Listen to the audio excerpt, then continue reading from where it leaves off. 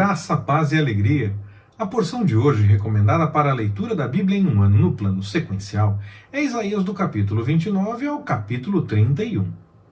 O chamado de Isaías, que nós já lemos lá no capítulo 6, está registrado nesse capítulo, o chamado dele para exercer o ministério profético acontece aproximadamente em 740 a.C.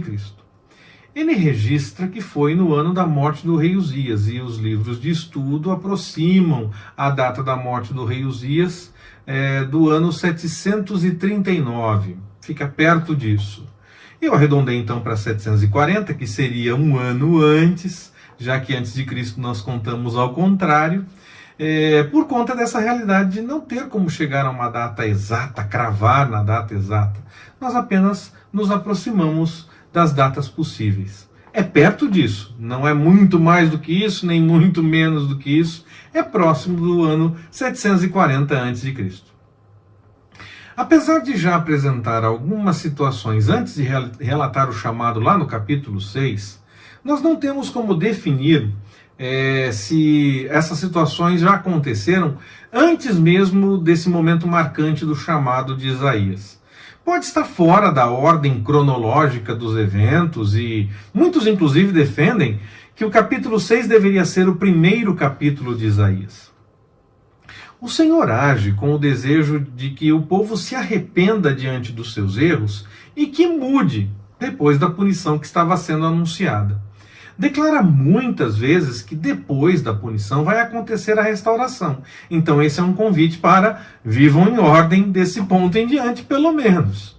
É claro, o Senhor esperava mesmo que o povo seguisse a sua vontade desde o começo e que não fosse necessária a punição. O povo desobedeceu, e aí, com base no acordo feito lá na lei, era necessário então que a punição acontecesse. Então, quando ele anuncia a punição, quando o Senhor anuncia que esta vai acontecer mesmo, ele fala através do profeta, ele espera igualmente a conversão e a mudança, por isso que já anuncia a restauração, dizendo: olha, quem voltar, por favor, coloque a casa em ordem, né? Isso é um convite para que vocês vivam de acordo com a minha vontade. É o Senhor dizendo. Mas ao tratar da punição, pois esse era o ponto inicial, aconteceria a punição, já que o povo tinha desobedecido, Isaías fala mais do que a punição. Na verdade, ele está falando ainda antes dela acontecer, mas ele fala mais do que da punição, apesar de anunciar, sim, essa punição, e também anunciar, então, a restauração. Ele fala mais do que da punição, ele fala também da restauração. E isso, então, comprova que o Senhor queria mesmo que o povo se acertasse diante da sua vontade, não era meramente para punir e para sofrer. E o Senhor, nesse ponto em que fala a respeito da necessidade de punição, ele acusa, claro, todo o povo, mas ele acusa principalmente a liderança, fala de sacerdotes, de levitas e até mesmo de falsos profetas, que anunciavam o que era agradável apenas, porque o povo queria mesmo ouvir o que era agradável, então eles falavam só o que era agradável. As pessoas queriam apenas as coisas boas e não queriam ser confrontadas com a realidade do que estava acontecendo de fato. Isso fazia com que o povo se afastasse do Senhor. Parece que estão falando de coisas boas, nós estamos nos aproximando do Senhor, mas isso fez com que o povo se afastasse. Porque o Senhor, ele abençoa e cuida, mas ele abençoa e cuida diante da realidade que está acontecendo, e não da vontade de ter apenas o que gosta ou o que é mais agradável. Com isso, todos que ministravam ao Senhor, então, todo o povo, acabavam ministrando uma adoração falsa. Honravam com os lábios, com a repetição do que aprenderam e até mesmo do que mais gostavam, do que estava registrado na lei, muitas vezes, porque não era o tempo todo que então seguiam atrás de deuses falsos e da idolatria. Acontecia isso também, é também denunciado, mas não acontecia o tempo todo. Eles participavam das festas que estavam definidas na lei, e o Senhor questiona essa participação, porque também eles faziam em outros momentos coisas que iam completamente contra a orientação do Senhor, né? Então, o Senhor não queria essa coisa só de aparência, aparência, ele queria de fato aqueles que buscassem a vontade dele, porque esses que faziam apenas de aparência estavam muito longe da vontade dele.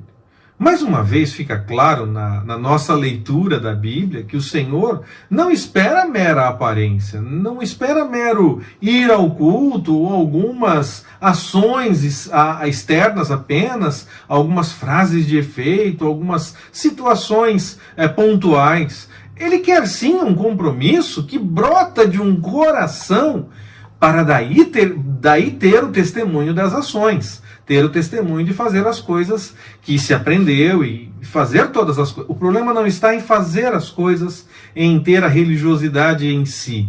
O problema é que ela seja vazia, que ela seja mera aparência. Ir para as atividades apenas porque se acostumou a ir e não por ter um compromisso com o Senhor, e aí faz por testemunho de ter um compromisso com o Senhor, porque está realmente firmado diante da vontade do Senhor. É diferente. O Senhor quer aquele que tem o compromisso com Ele e aí desaba nas ações, realiza coisas. Ele não quer simplesmente as ações que as pessoas normalmente fazem ou as frases que as pessoas normalmente repetem. Ele quer um coração realmente comprometido com a sua vontade. Precisamos adorar a Deus de maneira sincera e honesta. Derramar diante dele realmente de forma clara do que brota do coração realmente, de um coração transformado e convertido à sua vontade. O Senhor busca esse coração contrito e quebrantado que quer viver de acordo com a sua vontade em cada momento do dia a dia, em cada situação e não apenas nas atividades específicas da religiosidade. Ele quer um compromisso de verdade e não mera aparência. Nós devemos então ir além dessas expressões que a religiosidade apresenta. Não é errado ir ao culto, claro que não. Não é errado fazer algumas atividades da igreja, claro que não. O problema é fazer isso apenas porque se acostumou a fazer, porque acha que aprendeu que tem que fazer e ficar fazendo isso, e não porque tem um coração realmente convertido ao Senhor. É necessário que nós façamos mais do que o que aparece para as pessoas. Nós devemos chegar na presença de Deus com um coração realmente desejoso de viver aquilo que Ele apresenta como melhor, e não algo apenas aparentemente bonito, por mera repetição do que aprendeu, porque se acostumou a fazer. Tem que ser de coração realmente, de um coração convertido realmente à vontade do Senhor. A adoração que agrada ao Senhor é a que ocorre de verdade.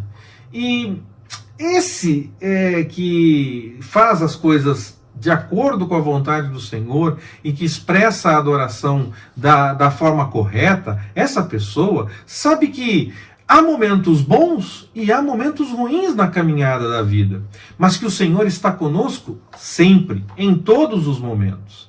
Quem quer apenas os bons momentos, a esperança, a alegria e está tudo em ordem, não busca a vontade do Senhor. Busca o que lhe agrada, o que é mais gostoso. E não é assim que nós devemos ser. Nós devemos confiar no Senhor em todos os momentos. Mesmo que haja um batalhão contra nós, nós confiamos no Senhor.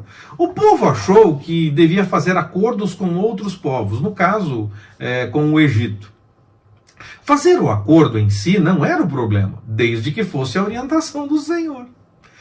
Não era nesse caso. O povo não buscou no Senhor o apoio, a orientação. Antes confiou em homens, poder e em cavalos. Até imagino, exercício de imaginação mesmo, o povo dizendo que fazia as coisas porque o Senhor tinha orientado, porque fazia em nome do Senhor, porque estava crendo que o Senhor ia abençoar todas as coisas. Não, o texto não nos deixa claro que o povo fazia isso. Mas, numa religiosidade apenas aparente, o povo repete sim ações e palavras e frases espirituais para se enganar, que está buscando a vontade do Senhor, mas na verdade está confiando no poder, em pessoas, em carros e cavalos. Isaías deixa claro que o Senhor não se agrada disso. Nós precisamos ter cuidado com essas coisas, pois essa é uma teia que vem do inimigo. E muitos acabam se enrolando nessa teia sem nem notar. porque acham que a espiritualidade está sendo observada e nem notam que, na verdade, estão se afastando da vontade do Senhor. Por conta dessas frases feitas ou de algumas atitudes aparentes, parece que estão realmente buscando o que o Senhor quer, parece que a coisa é séria. Mas aqui em Isaías fica claro mais uma vez, já vimos isso em outros momentos dessa nossa leitura da Bíblia, em Isaías fica claro mais uma vez que a mera aparência é perfeitamente possível no meio humano. Mas essa mera aparência não agrada ao Senhor. Que Ele nos abençoe. Forte abraço, até mais, permitindo o Senhor.